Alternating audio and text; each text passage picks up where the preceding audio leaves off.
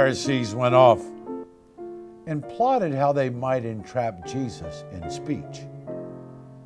They sent their disciples to him with the Herodians, saying, "Teacher, we know you're a truthful man, and that you teach the way of God in accordance with the truth. And you're not concerned with anyone's opinion, for you do not regard a person's status. Tell us then, what is your opinion? Is it lawful to pay the census tax to Caesar or not?" Knowing their malice, Jesus said, "Why are you testing me, you hypocrites? Show me the coin that pays the census tax." Then they handed him the Roman coin.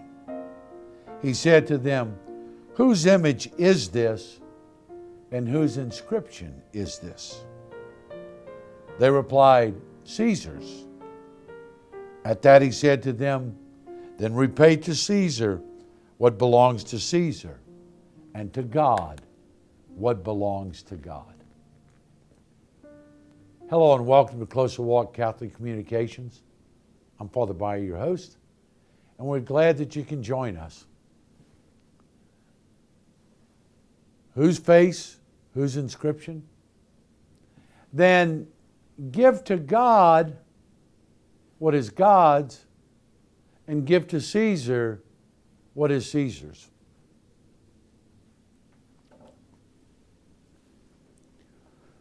That's a big, big question.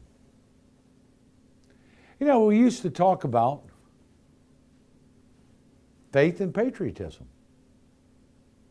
We used to talk about that being a faithful Catholic and being a faithful Christian meant we were patriotic because we were one nation under God, indivisible, with liberty and justice for all. That's kind of a different challenge these days. It's been coming on for quite some time.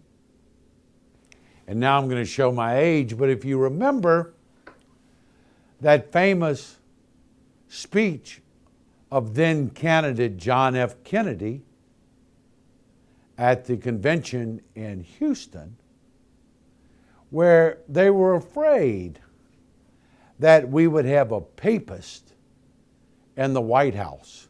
And they were afraid that someone would be more concerned about being more faithful to the Catholic Church than to the U.S. Constitution.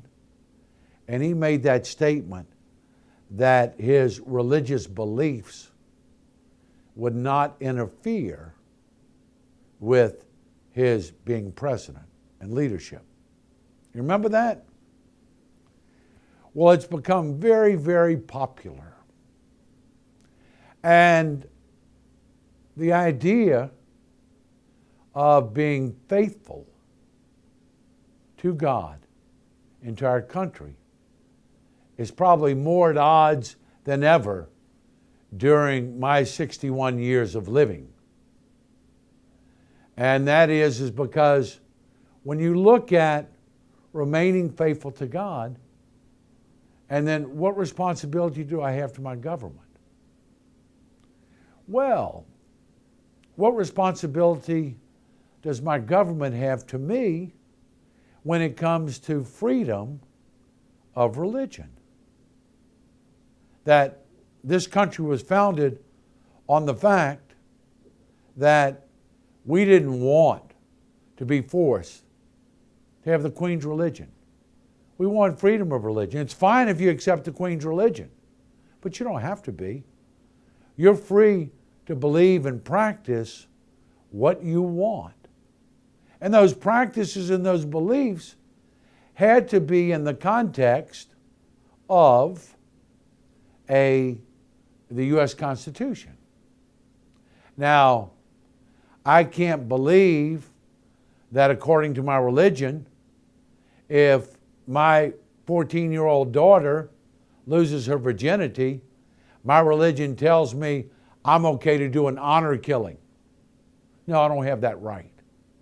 I don't have the right to do an honor killing because killing is against the law. But it's interesting, and you know where I'm going with this. It's interesting how Caesar and God are getting really, really mixed up. And if I let myself go, we could be here for the next hour. I'm going to try not to do that. But obviously, are we free to give to God what is God's and give to Caesar what is Caesar's?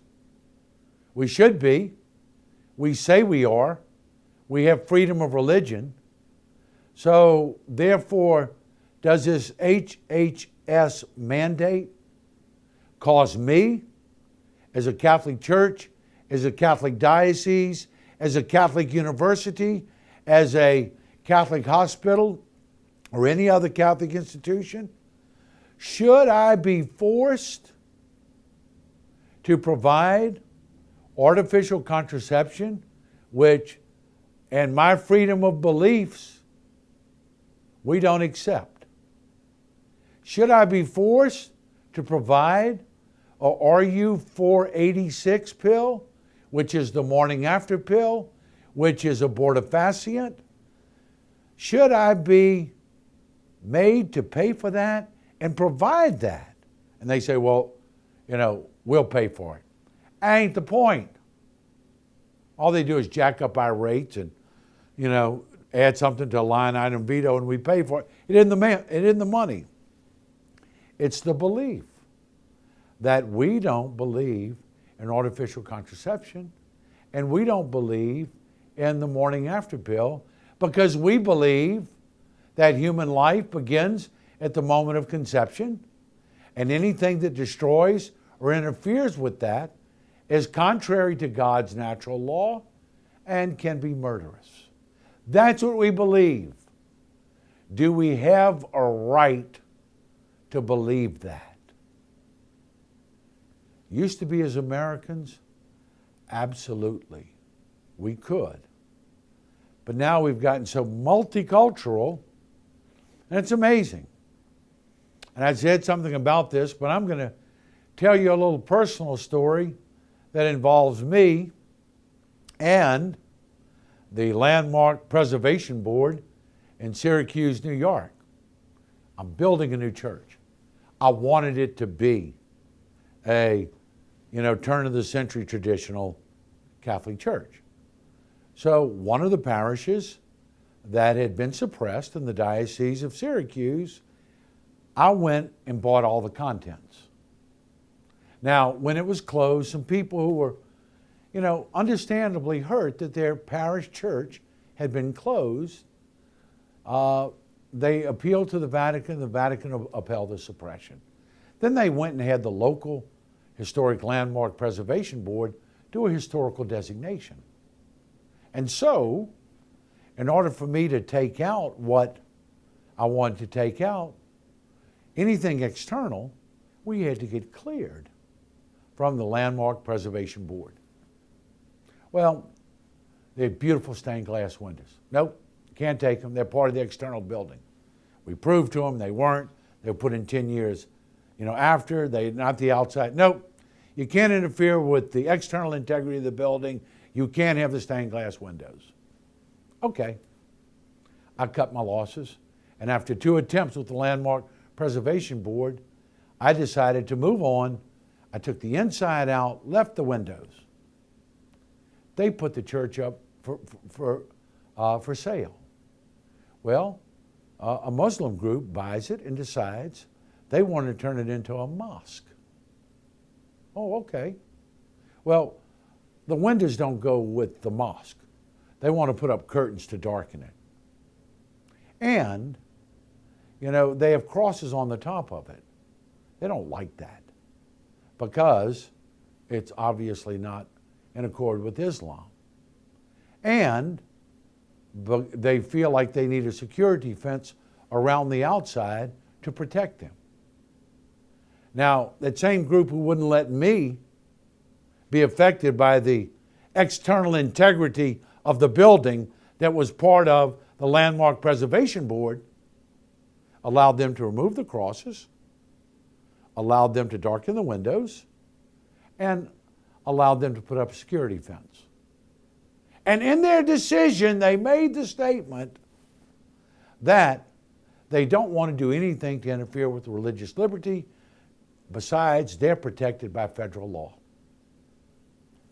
This Muslim religion is protected by federal law. This Catholic parish, who's getting contents of a Catholic church, does not enjoy those same protections.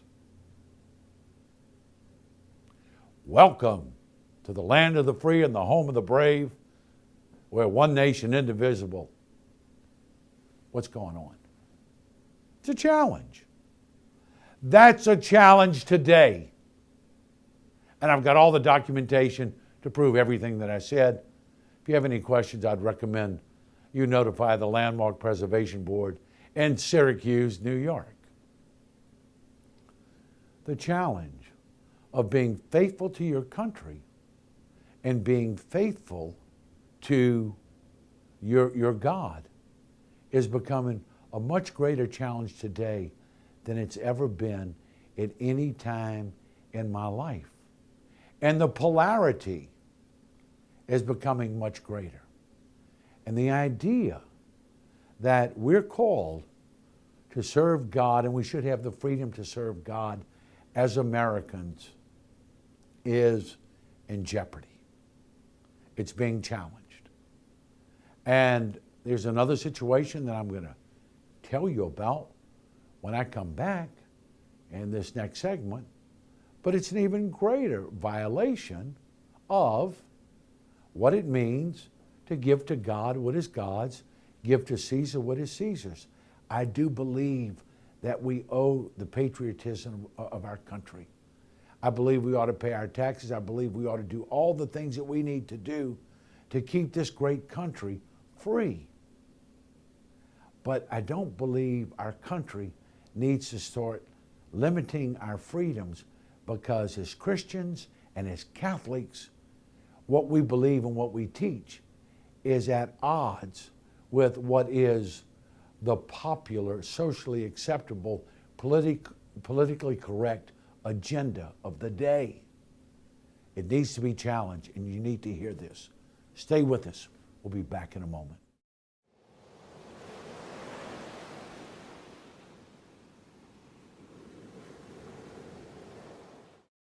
Thank you for joining us here at Closer Walk Catholic Communications. More than ever, we feel that there's a great need to offer an alternative voice to mainstream media. Oftentimes, the voices that we hear and the lessons that we learn in the morals of the story are immoral at best. The need for us to offer the gospel message with great clarity and great charity is greater than ever in today's society. So we thank you. We thank you for all the support you give us here. First of all, we need your prayerful support, because without the gift of prayer, we do nothing. Without the gift of the Holy Spirit and God's grace, we do nothing. Secondly, we're donor-driven. We need your support. We need your prayerful support. We need your financial support. Everything that you do for us, all money goes towards spreading the gospel message. Thank you for all that you do, and God bless you and keep you always.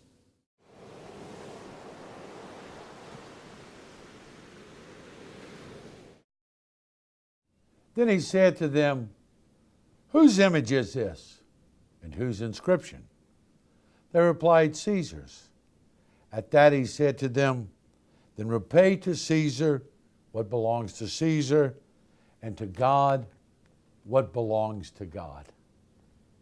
Hello and welcome back to Closer Walk Catholic Communications. I'm Father Bailly, and we're glad that you've joined us again. Big difference. God and Caesar.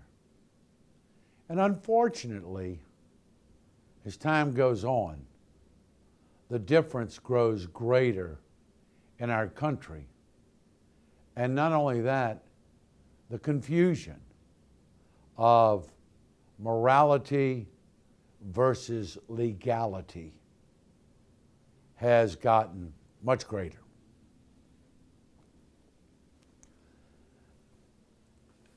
It's been 41 years, 1973, since Roe v. Wade.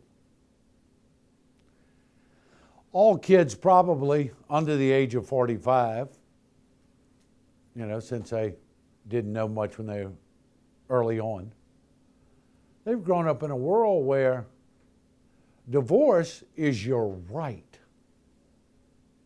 I'm sorry, abortion is your right. Divorce is prevalent since 1967. But abortion is your right. And they make statements like, I'm personally against abortion, but I believe in everyone's right to have an abortion. Could you ever imagine someone saying, I'm personally against child molestation, but I believe in everyone's right to do that?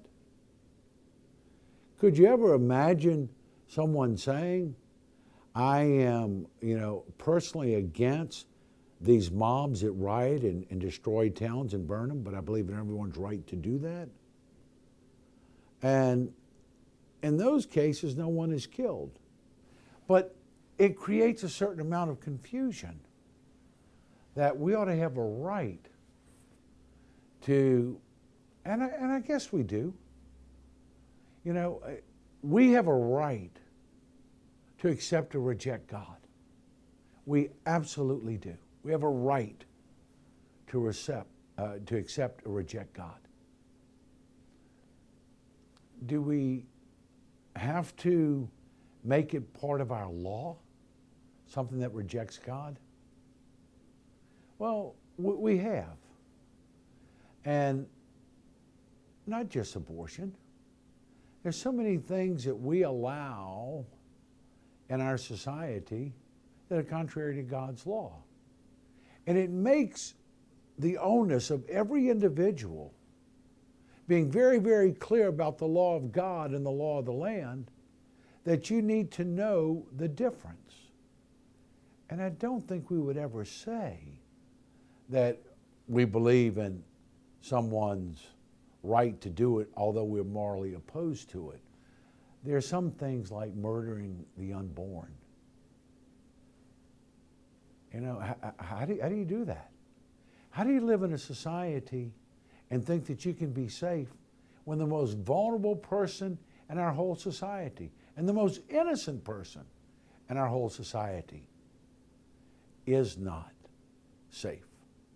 Why do we think we'd be safe? I never thought I'd live in a world where a kid would actually get killed for his sneakers or for his athletic jacket. I never thought I'd live in a world where roving bands of youth would think it's really nice to walk up and roundhouse surprise someone and knock them out on the street, several of whom have died. I never thought I would live in a society where the Little Sisters of the Poor would be forced to provide artificial contraception and RU-486. I never thought I'd live in that world. But we do. And the lines between Caesar and the government and society and God are getting more and more blurred. And that's a challenge. And, we're very, very quick for people to say, well, you have no right to impose your Judeo-Christian values on our society. Okay. Then does the government have the right to impose their values on Judeo-Christian issues? And I'm going to tell you, and we've gotten a lot of mail on this, and so I know it's out there. It's been in the national press. It's been in the international press. And in case you have not heard of it, 5 years ago in 2009, I was involved or named in a lawsuit that involved a young person saying that someone had acted inappropriately with her someone who was, in the church parish, but not affiliated with the church per se. And the outcome was I was being sued because I did not violate the seal of confession and go to the police from the confessional. And although it's been very clearly established that the only communication that ever took place was in the sacrament of confession. Well, one thing and another, we have been through the legal procedural channels, and I'm not going to bore you with all the details, but it ended up in the Louisiana Supreme Court.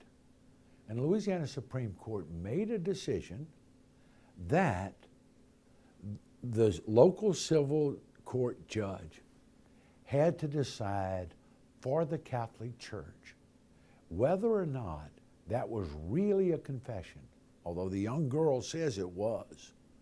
They had to decide that the civil court now can tell us what's a sacrament and what's not a sacrament. God, Caesar, the government, the church. We can't impose our Judeo-Christian values on you, but now you're going to come in and tell me, a Catholic priest, and tell the Catholic Church what is and what is not a sacrament? What happens when they define two men or two women wanting to marry one another as a marriage? Is that a sacrament according to the judge? And now we will be forced to participate in that or be charged with discrimination or violation? These are the issues. Because of this, we have filed what they call a writ of certiorari with the U.S. Supreme Court.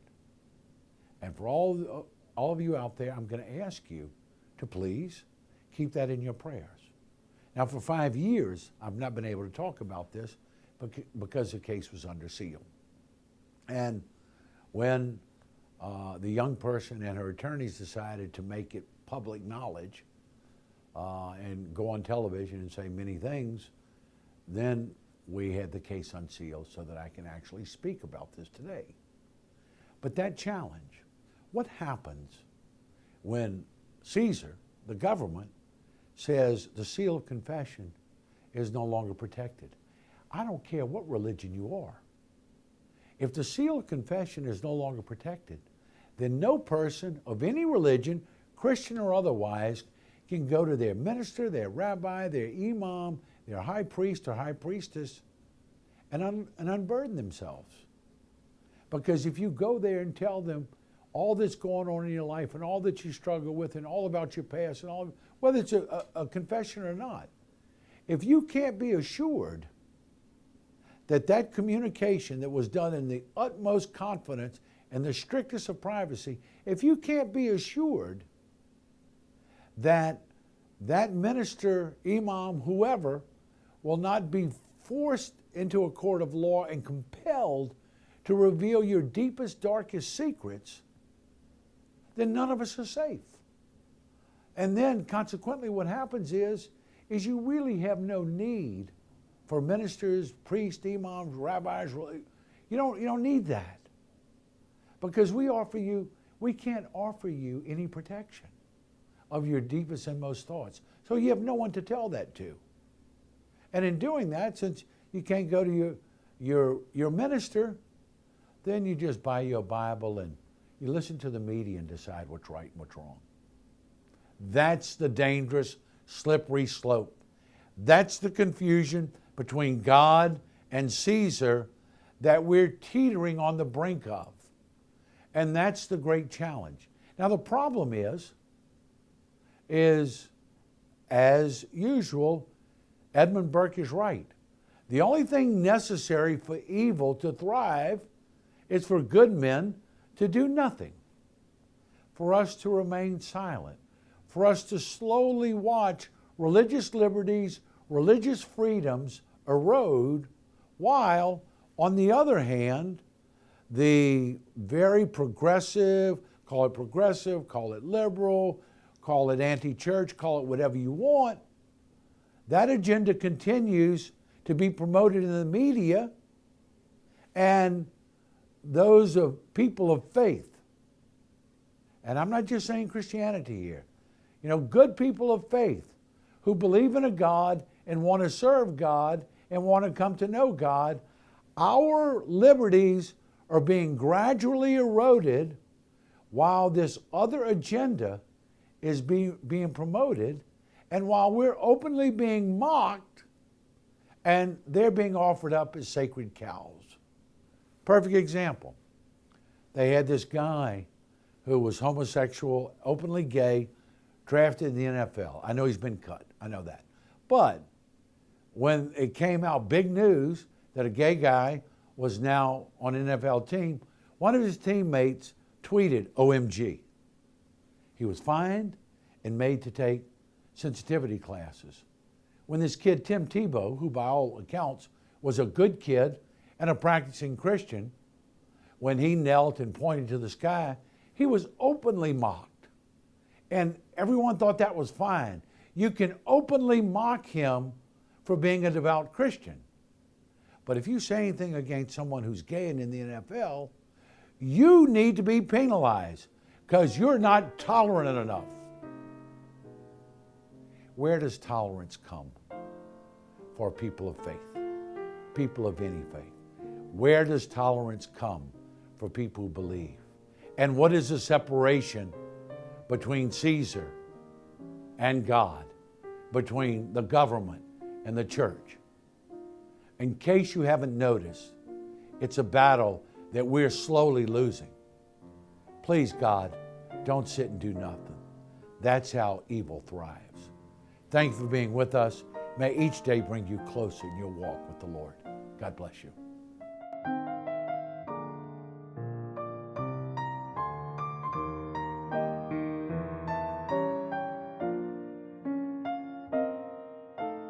Thank you for watching.